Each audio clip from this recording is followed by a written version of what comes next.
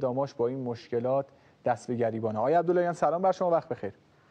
عرض ادب و احترام دارم. درود فرمان بر جناب عالی، مجری خوب هوامند، تهیه کننده محتوا برنامه، عوامل زحمتکش در واقع شبکه ورزش و مردم خوب شهر زیبای رشت، استان گیلان، هواداران پرشمار متعصب و وفادار این تیم. جا داره که ابتدای تسلیتی عرض کنم در گذشته استاد ناصر مسعودی، هنرمند فرهیخته گیلانی رو که در واقع امروز به دیار باقی شتافتن و از چهره‌های ماندگار هنر گیلان، از مفاخر استان گیلان بودن. در خدمت شما هستم. خدا رحمتشون کنه، ان شاءالله شما زنده باشین.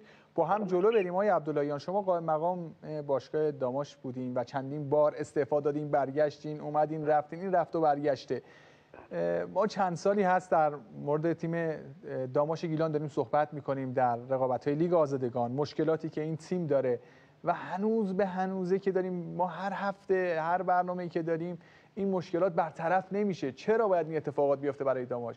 چرا هواداران نمیدونن اصلا مالک این تیم کیه، قائم مقام کیه، پول ندارن برای سفر برن؟ چرا باید اینجوری باشه؟ جناب خسروی، همونطور که به هر حال خودتون مستحضرین، مردم خوب استان گیلان هم در واقع در جریانن. من یک فلاش بکی رو در واقع بزنم به هفته گذشته، شب قبل از بازی با شناورسازی قشم که در واقع ما در شهر کرج به خاطر اینکه به هر حال محروم بودیم از میزبانی و باید در کرج میزبان میشدیم، یک گفتگوی در واقع زنده‌ای رو من داشتم حدود 3 دقیقه با برنامه با ورزش آقای وهابی شبکه باران. یک شفاف‌سازی رو اونجا من انجام دادم. پیش از اون هم در واقع قبل از بازی با مثل شهر بابک تا یه مصاحبه با خبرگزاری‌ها و در واقع رسانه‌های عمومی نکاتی رو در واقع متذکر شدم. متاسفانه در واقع مشکل اصلی تیم داماش در حال حاضر منابع مالی هستش. البته این ریشه از در واقع گره مالکیتی داره. شما ببینید در واقع همین الان آقای یوسف نژاد هزینه کردن، ما نمیتونیم در واقع منکر هزینه‌های ایشون بشیم. در نیم فصل دوم سال گذشته وارد گود شدن، انصافا هم هزینه کردن، اما از لحاظ در واقع رسمی مالک این تیم نیستن. ایشون تیم رو از آقای نعیمی پور در واقع گرفتن.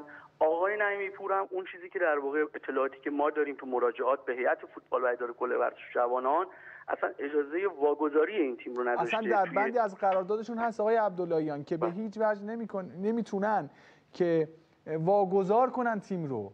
ببینید آخرین در واقع پروانه به نام آقای ناصر زحمتکش صادر شده و از لحاظ فدراسیون ایشون مالک باشگاه است. خب در واقع این رو البته ما از روز اول به آقای یوسف نژاد شفاف گفتیم، یعنی اولین روزی که ما ایشون آشنا شدم دیدار گذاشتیم، خیلی سعی کردم مانع از در واقع حضور ایشون در قالب مالکیت. گفتم شما میتونید اسپانسر باشید، بیاید تو این فضا، اما موضوع مالکیت داره این تیم، یا باید ثمن معامله کامل پرداخت بشه، موضوع بین آقای نعیمی پور یا در واقع زحمتکش حل بشه که خب موضوعشون در واقع مقام قضایی دارن در واقع مراحل آخرش رو داره طی میکنه، بحثشون در دادگاه مطرح هستش. عرضم به حضور شما به هر حال ایشون علاقه‌مند بودن، وارد شدن و در نیم فصل دوم سال گذشته امور جلو رفت. البته که اواخر فصل یه سری مشکلات ما داشتیم. آقای عبداللهیان، من میخوام با هم مو به مو جلو بریم برای اینکه روشن بشه برای هوادار، چون سوال بعدی من قطعا در مورد هوادارا خواهد بود. ببینید شما با یوسف نژاد قطعا فرمودین که آقا این تیم انقدر بدهی داره، از قبل مشخص کردیم به عنوان قائم مقام، به عنوان شخصی که اشرافیت داری نسبت به تیم داری و مشکلات تیم داماش. این تیم چقدر بدهی داشت آقا یوسف نژاد گرفتش؟ ببینید در واقع دو موضوع بدهی داره جناب خسروی. یه دونه موضوع در واقع بدهی‌های شفاف داره تیم داماش، یک سری بدهی‌های پنهان داره. خب اون شفاف و پنهان میخوام یه ذره سرعت با هم جلو با سرعت با هم جلو بریم، چون ما کلا از الان 4 دقیقه در خدمت شما هستیم. به خاطر همین دارم سوالاتون تون میپرسم که بتونیم کامل انتظارم که یکم بیشتر وقت بدین که بتونیم در واقع یکم ان شاءالله کنیم که شاید در واقع فرجی بشه و همون 10 دقیقه که عرض کردیم دقیقاً 6 دقیقه هم بفرمایید شما. در مقطعی که در واقع آقای یوسف نژاد اومدن توی پنجره در واقع نقل و انتقالات چون متاسفانه بسته بود و در کمیته وضعیت اون موقع حدود 4 میلیارد در واقع آرای قطعی بود. البته که آرای شناور هم بود، یعنی در مراحل بدوی بود پرونده ها و طبیعتا بعداً در واقع قطعی شد و اضافه شد.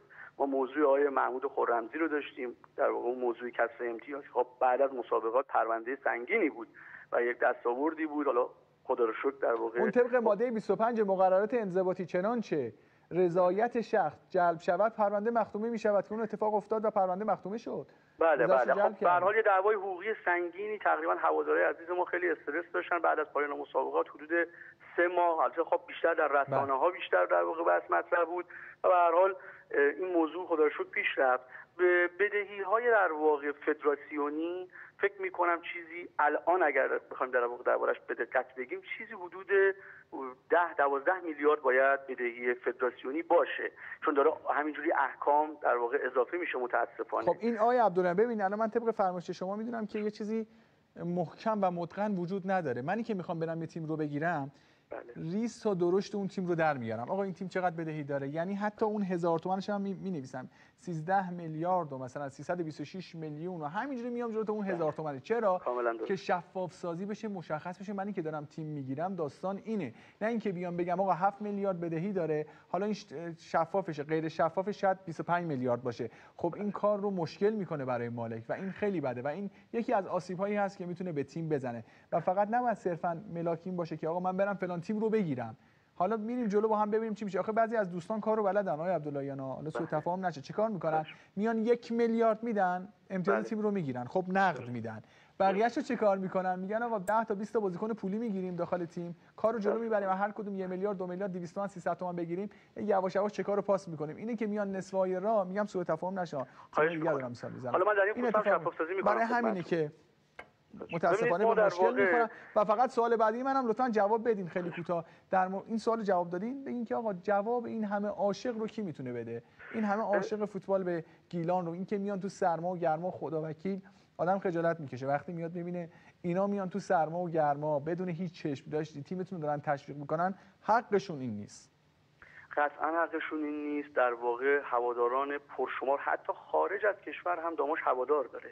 شما ببینید همین الان در واقع یکی از کاپیتانان تیم ملی، حالا در این مقطع دعوت نشد، آقای جهانبخش، محصول همینجا بوده، مستقیم از همینجا در واقع رفته ارزم به حضور شما لژیونر شده، به تیم ملی دعوت شده. پیش از این هم در واقع فوتبال گیلان در واقع بازیکن و تیم در واقع استقلال رشت، حالا برای ریشه از اونجاست و بعدها در واقع داماش به تیم ملی بازیکن داده.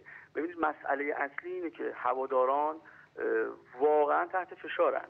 یعنی من میبینم حتی میدونید که برای به یک شکل عجیبی یک بارم امتیاز این تیم گرفته شد و این عاشقان با هم دیگه جمع شدن در واقع تیم رو از لیگ 3 مرحله 2 شروع کردن. این تیم همون تیمه که از مرحله در واقع 2 لیگ 3 اومده و رسیده به لیگ 1. شما الان به درستی اشاره کردید موضوع فینال جام حذفی هم در لیگ 2 بود، یعنی تنها تیمی هم از داماش که در واقع به عنوان یک تیم لیگ 2 تا فینال جام حذفی رفت. حالا اون اتفاقات خاص در اون بازی معروف در اهواز در واقع رخ داد، با 3-4 ساعت تأخیر برگزار شد. مسئله اصلی اینه که وقتی این تیم اولین ها رو نداره، ما درباره کارآمدی و موفقیت میخوایم صحبت کنیم. جناب خسروی، موفقیت آیتم داره. وقتی ما هیئت مدیره نداریم، خب الان ارزم به حضور شما یک مدیر عامل جدیدی رو مالک در واقع معرفی کرده.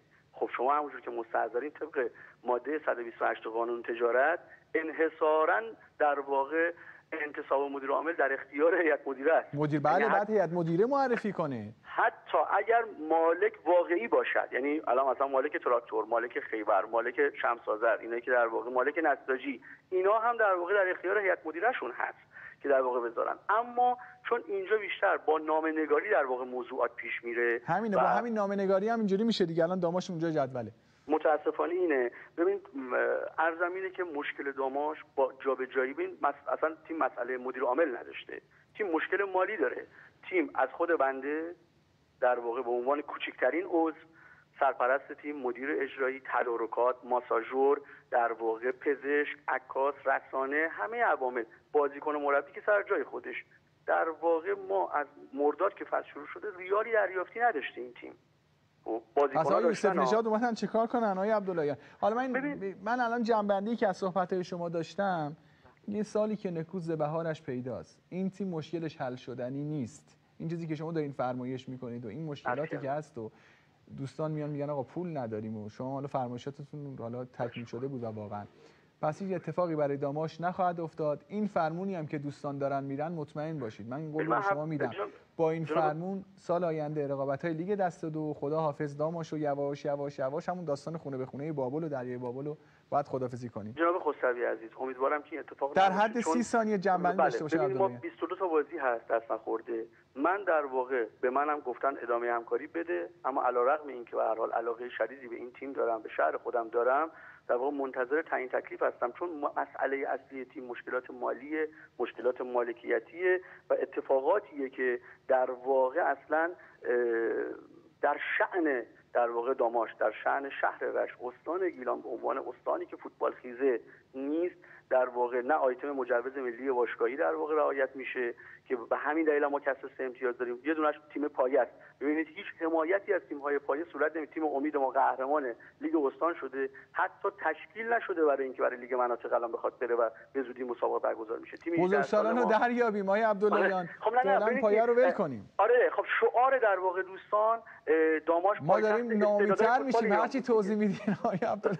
نه خواهش فاجعه بدتر میشه. آره نه خب من وظیفه دارم به عنوان یک رشتی و به عنوان آدمی که سالها در عرصه زنده واقعیت رو بگید. ممنونم از شما. واقعیت من به اطلاع در واقع مدیر کل محترم، رئیس محترم هیئت فوتبال، استاندار و نماینده هم رسوندم تو این در واقع 3-4 هفته. یعنی الانی دارم صحبت میکنم که هنوز سمت اجرایی دارم. البته احتمال داره بعد از این گفتگو ما رو کنار هم بذارن، اشکالی نداره. ما خودمون رو هزینه میکنیم تا یک بار برای همیشه موضوع تیم داماش در واقع رفع و رجوع بشه. متاسفانه من خودم هم یعنی در واقع الان نفری هم که همه در جریانن، هزینه کرد هم در واقع میلیاردی در شهرهایی رفتیم، کسی پاسخگو نبود. متاسفانه هزینه هم از جیب در واقع کردم، چکای بستگانشون در دست منه، متاسفانه برگشت خورده و خیلی های دیگه این موضوع طلبکار همش برمیگرده به همون عدم برنامه‌ریزی های عبداللهیان. ممنونم از شما.